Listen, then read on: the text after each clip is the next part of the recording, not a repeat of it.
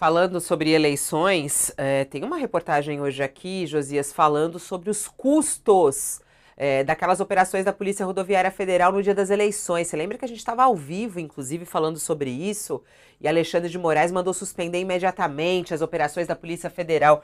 Olha só essa notícia, Josias. A Polícia Federal, Rodoviária Federal, gastou 1.300.000 com aquela blitz em vans e ônibus que acabaram por atrasar a chegada dos eleitores de votação no segundo turno das eleições. Esse valor representa a soma total dos pagamentos feitos com efetivo e diárias de agentes. Os dados foram obtidos pelo UOL por meio da Lei de Acesso à Informação. A sede da Polícia Rodoviária Federal, que gastou com a ação, foi a de Minas, a que mais gastou.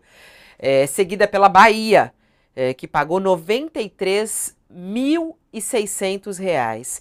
E foi justamente para a Bahia que o ministro da Justiça, Anderson Torres, viajou dias antes da eleição. Essa história voltou ao radar da Polícia Federal, que está investigando o elo e a influência de Anderson Torres na questão eleitoral. E aí, Josias, o que significa aí esse gasto desses bloqueios que foram irregulares, né, Josias? Sem nenhuma dúvida. Significa que alguém deveria pagar por isso, né, Fabiola?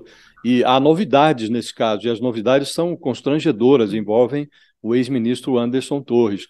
Descobriu-se que uma auxiliar do então ministro da Justiça, que o acompanhou, inclusive, depois que ele deixou o cargo e virou secretário de Segurança do Distrito Federal, levou essa auxiliar junto.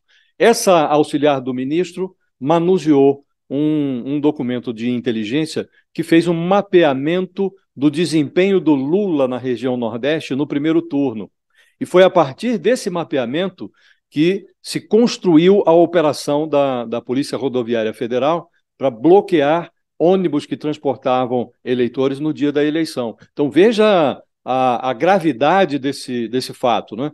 Houve um planejamento prévio, aquilo que foi apresentado como uma operação casual da Polícia Rodoviária Federal para verificar se os veículos estavam em dia, trafegando conforme determina a legislação de trânsito, se os pneus não estavam carecas, aquilo tudo era uma conversa fiada que escondia uma trama construída previamente, com base no mapa eleitoral da votação do Lula, e você estava tentando travar a chegada dos eleitores, que presumivelmente votariam mais no Lula do que em Bolsonaro, travar a chegada desses eleitores às urnas. Isso é de uma gravidade, Fabiola, inominável.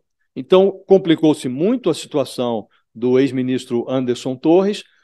Evidentemente, esses fatos serão levados também às ações, serão incorporadas às ações que tramitam contra o Bolsonaro na Justiça Eleitoral e, evidentemente, terão reflexos também nos procedimentos criminais que estão correndo aos cuidados do ministro Alexandre de Moraes no Supremo Tribunal Federal.